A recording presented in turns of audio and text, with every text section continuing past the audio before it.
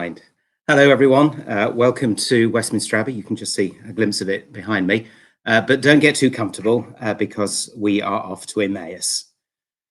And of course, if you're going to Emmaus, you are actually going the wrong way.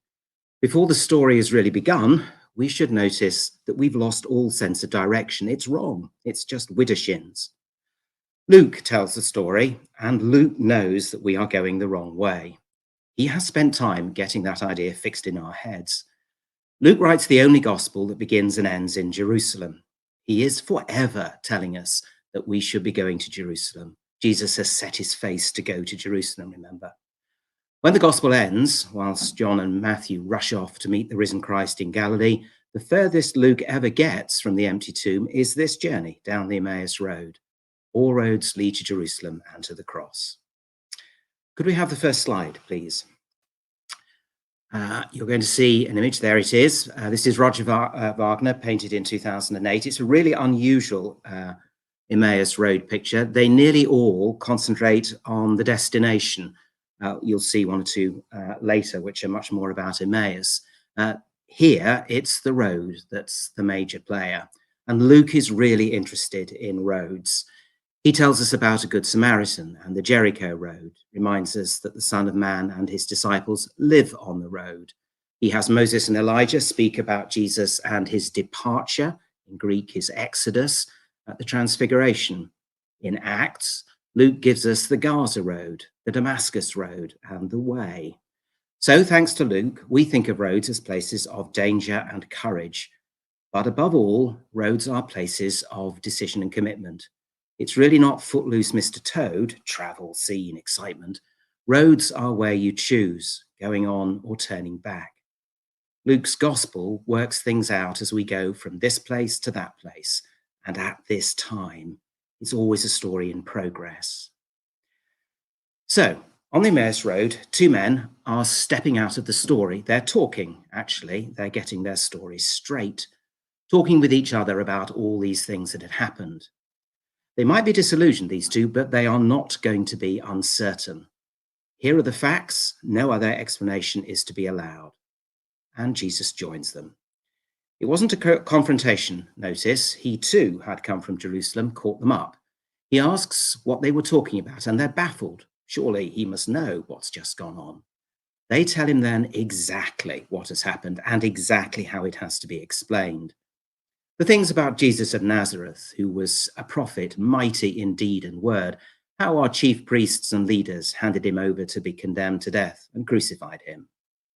Now that's the gospel without Easter.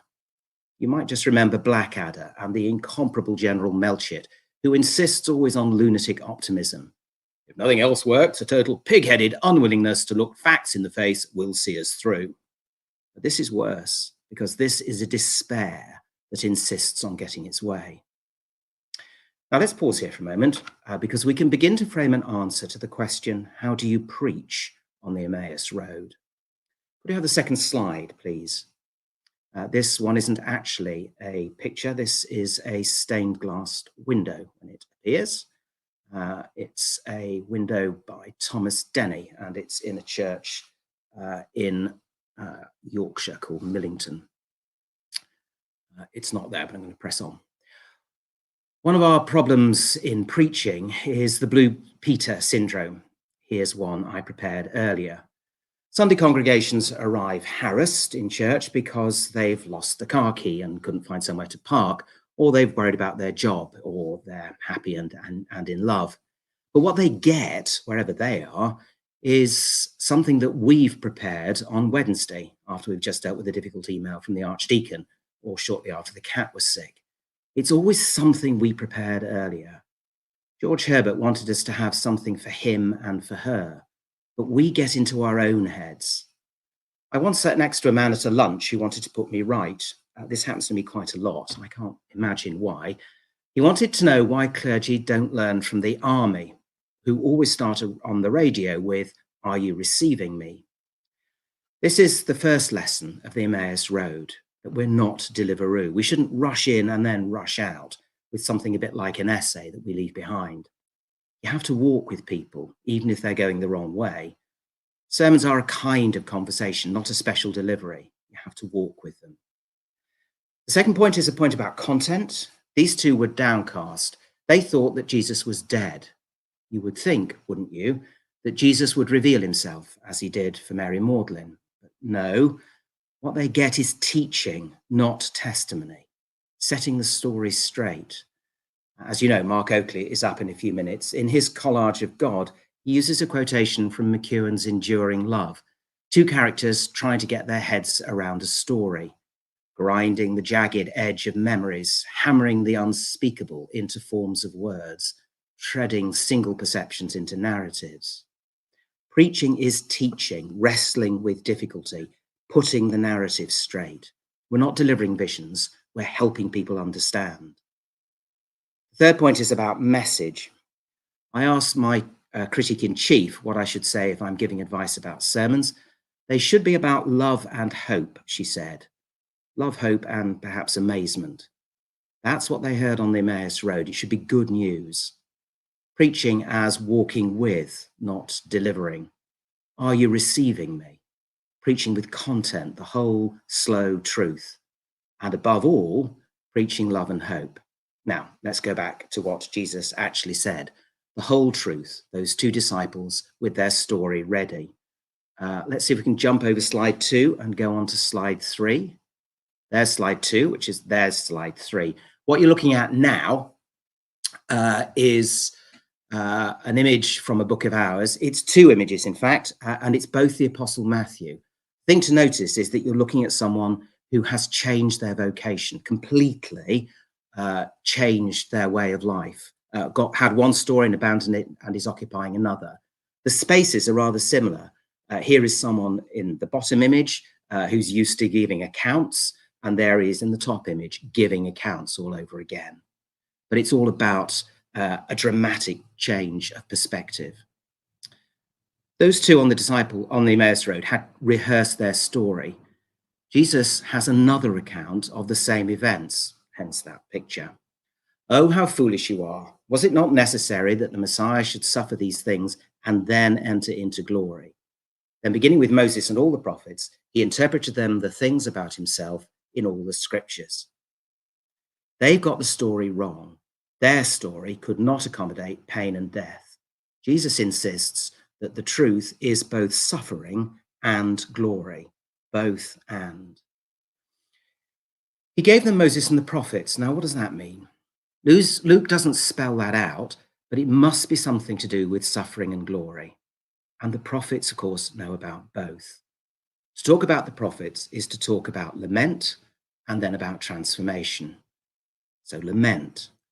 The prophets challenge that wild-eyed optimism that so plagues our national discourse at the moment. Things are really not fine, world-beating, and wonderful. You probably know what Walter Brueggemann has to say about Jeremiah's chapter 8, Is there no balm in Gilead? It is crying time. It is death time. Now is the time not for answers, but for questions that defy answers. Would you move on, please, to slide 4? There we are. That's Duccio. It's from the Maesta, so it's one tiny panel in a great altarpiece. Here are disciples arriving at Emmaus, asking Jesus to stay. Here are two people who want more of the story. It's not easy, it's not tidy, it hasn't all been sorted out. What we get at the moment is a rictus smile behind a podium, always wanting to accentuate the positive. But there is actually a proper register of public grief, and that is what the prophets provide for us. Zephaniah challenging us to enter the crisis more deeply, consider it coldly, think it might be possible that this is every bit as serious as it seems. That day will be a day of wrath, a day of distress and anguish, a day of ruin and devastation. What the prophets do is to rail against the idea that human agency will always rescue us. They call out our godless pride. Zephaniah gives us judgment. That prophecy follows from this behavior. Jerusalem, says Zephaniah, has listened to no voice. It has not trusted in the Lord. It has not drawn near to its God. The officials within it are roaring lions. Its judges are evening wolves that leave nothing until the morning. The city will hear no voice. The problem is not that the faithful have their fingers in their ears. The problem is that they insist on listening to something else. What they choose to hear is the steady insistence that all will be well because power has to be trusted. And prophecy is an act of defiance against all of that. Prophecy isn't despair, it may sound like it, but what prophecy is a counter narrative. And that's precisely what Jesus is trying to get across on the Emmaus Road. The idea that any worthwhile story about our world, our place within it, must embrace the reality of pain and loss. You have to talk about these things. And that's what the two disciples couldn't do. It's the thing we keep failing to do as we hurry on to be super and successful and altogether impressive. We have to talk about tough stuff and do that well. That's half the message of the prophets. The other half is the possibility of amazement, not just recovery, but transformation. Prophets write about despair and offer an alternative. It's another failing of the church that we struggle to describe glory. We can't talk very well about failure and pain. We can't talk very well about glory either. There's a lovely passage in Margaret Spufford's book, Celebration. Could we have the next slide, please? She is actually talking about this picture, which is a Last Judgment, as you can see from the Northern Renaissance. Even painters cannot, with the possible exception of Fra Angelico, paint heaven, hell, or the fear of it. Those things come more easily off the brush. My husband and I were standing in front of a magnificent Flemish Last Judgment, that's the picture you're looking at, that had ended up in Danzig. The souls, to our Lord's left, are in their descent to damnation, and they're vivid enough. But the blessed to his right were curiously inert, smug at best. Our guide said suddenly, "It's odd, isn't it, how the blessed always look as if they have been stuffed." We've got hung up on vague promises and on concepts like justice, good things to talk about, but they don't make glory very vivid. The prophets suffered from no such restraint. They imagine what had been lost and then what it might look like if it was restored, the city rebuilt, a wilderness made into a garden, a physical, real transformation. Do not remember the former things or consider the things of old. I am about to do a new thing. I will make a way in the wilderness and rivers in the desert.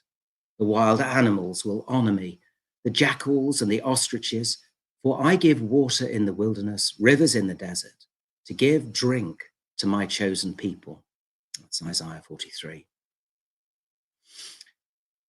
I think it might be the abiding weakness of our culture and our church that we've lost the imagination to speak out of this mess and muddle of that hope and that promise. We really need a language that knows where we've been and where we might get, if we're ever to tackle legacy issues or overcome isolation and division. If we're going to do that, we have to say it like this, and that it could be like that. We have to be really clear just how bad things are and what the alternative might be. We have to acknowledge the sheer improbability of the idea that we might, with a bit of effort, be better than we are. We have to overcome all this insistence on our own agency, on the fact that we can save ourselves. To hope, to really hope, we have to accept that, first of all, we will need to be rescued. And that is what they learned on the Emmaus Road. Now, I called this Preaching After Emmaus. Most of what you've heard was about being able to talk frankly, honestly, about despair and hope. I had quite a lot to say about that. That's part of it. Perhaps it's not just love and hope. After all, we don't do well enough the business of talking about pain. But most importantly, I think what happened to them on the Emmaus Road has to happen to us. Because I think what has to happen is that we must lose a story in order to learn one. We have to lose our voice in order to find it. The Emmaus story very often gets told as if it's all about that Eucharistic moment, the recognition, which is treated as the climax of the story. Could you have the last slide, please? Caravaggio does this superbly. He has two wonderful paintings of the supper at Emmaus. There are a number, but these two are stunning. This is the later of the two. There's one in the National Gallery. This one's in Milan. This is a slightly later Caravaggio, pretty dark life. The pictures get darker as time passes. This has got a real brooding intensity. But it is here the insistence somehow that art does this, that it's the Eucharistic moment that should hold our attention. And I'm not sure that really does full justice to the Emmaus story, because the key point is that here were two disciples who were going the wrong way and then got sorted out, straightened out. They went back to Jerusalem. That's where the story ends, not in Emmaus. They set out in despair, full of their loss, and they return as witnesses to Jesus Christ. So much of what we have to say, very often as preachers, I'm afraid, is about us, how we're feeling, what we encounter in a reading. I'm arguing that the sheer strangeness of Scripture, the awkwardness of history, ought to be tripping us up week after week, because it's not our story. We're not being invited to say how it feels to us, because the gospel is not about Jesus being like us, but about us being changed into the likeness of Christ. We have to lose our voices and find the words that God will give us. We have to read, to be amazed and startled.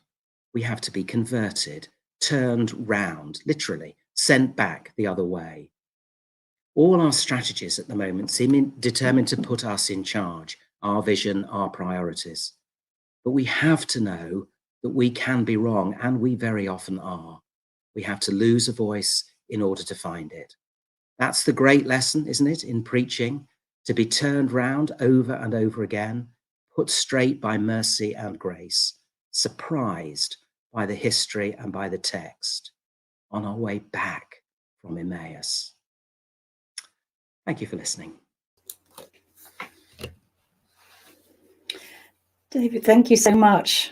Daphne has said, no chance of an afternoon nap with David speaking, which I take to be an enormous compliment.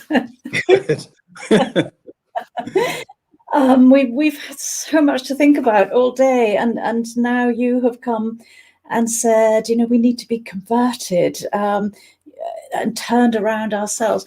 I know in the footnote to the text of your talk, you mentioned Walter Brueggemann's The Prophetic Imagination, and I once heard him give a talk in which he said something like, the preaching task or the prophetic task is so urgent because preachers are the last people in town telling the truth. Is that something that rings a bell with you? I taking your point that the church itself colludes with the sort of fantasies that we indulge in, of thinking that it's about us, that it's what we've got to say, that we're in charge. Yeah, that's really good, Christine. I have said I hadn't picked that particular quote up from him. And of course, what he's so good at, and what I was trying to pick out in what I was saying, is this business that you have to tell the truth about how bad it is. It's really noticeable, for example, that it's the language of the prophets that the victims of the transatlantic slave trade pick up, because there isn't any other language that's robust enough for them. Unless we can use language that is really truthful about how bad things are, then there are communities that we simply don't reach. We're not doing anything to help their imagination. So it's that kind of truth telling, I think, a readiness to say it is like this. And the active imagination is so important, and that's where I think we fall down when we're talking about glory. So yes, truth telling, and there is enough of that about at the moment. And of course, you've reminded us that there are enormous issues beyond the pandemic that when we're all vaccinated and out shopping again, there are a whole host of legacy issues that we need to deal with truthfully and courageously. Well, you can't really be in Westminster Abbey and not know that. We were already well aware that there were issues here to be addressed, but we have been reminded just what kind of an exercise we need to go into. And we've started in the Abbey, we've started a proper catalogue of what the issues might be. And we have really quite a long list. And that's going to raise a very interesting set of questions about how you tell the truth about the past. To let the past be awkward and difficult, we are in the business of tidying that up. That's one of the things I'm trying to argue here. I think very often our history isn't good enough. We do make it tidy, and very often we tell a story that seems pretty continuous. We need to notice there are a lot of discontinuities. Engaging, certainly in the Abbey, with the issue of memorials, it is the difficulty that we're going to have to tease out, and we're going to have to be clear about just how offensive some of this stuff is. Now, you speak as a historian there, so maybe history is one of the answers you would offer, I am sure, to Belinda Speed Andrews, who asks, how do we begin to enlarge our imaginations to be surprised and amazed? How do we start exercising? That's a really good question. I think you have to notice when it's happening to you. This fusses me a lot because I do think it's important, but it is actually quite difficult to keep yourself startled and amazed.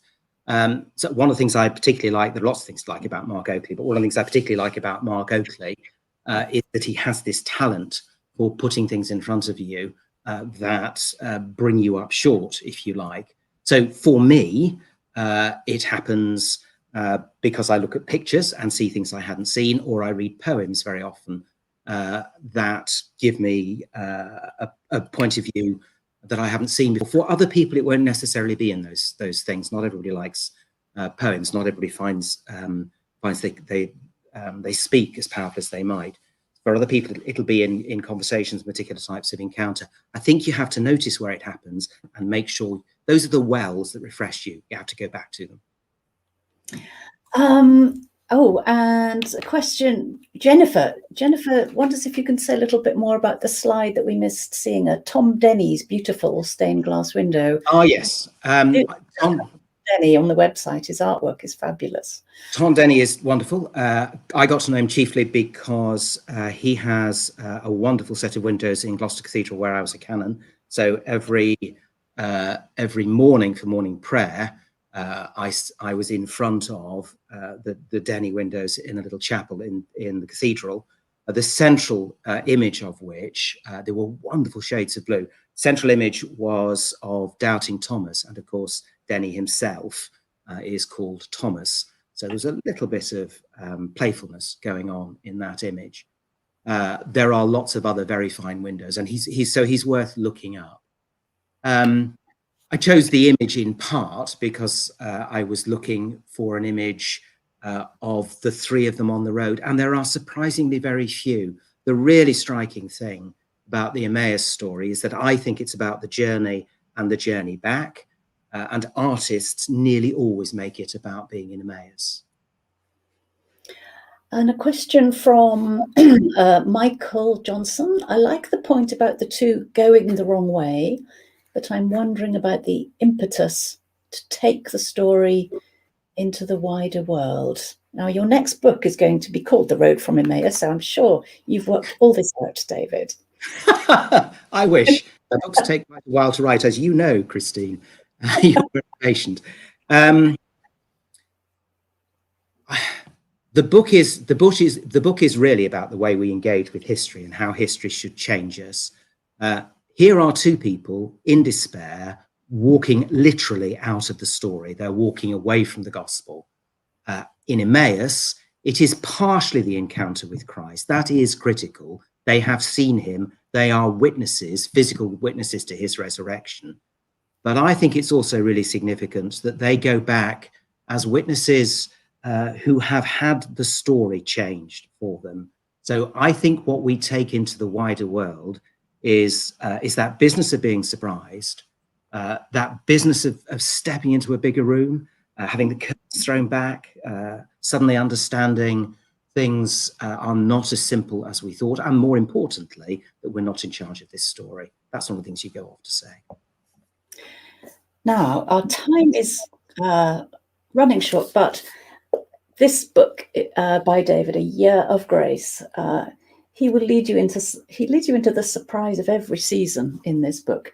A Year of Grace, exploring the Christian seasons. There's much more on Lent in here, and Easter, and there's a lovely twist at the end of the book where you discover that, as well as learning about the seasons, you've actually been immersed all the way in it through the creed, and you haven't noticed. And you up being very theologically literate, thanks to David. David, it's been wonderful to have your company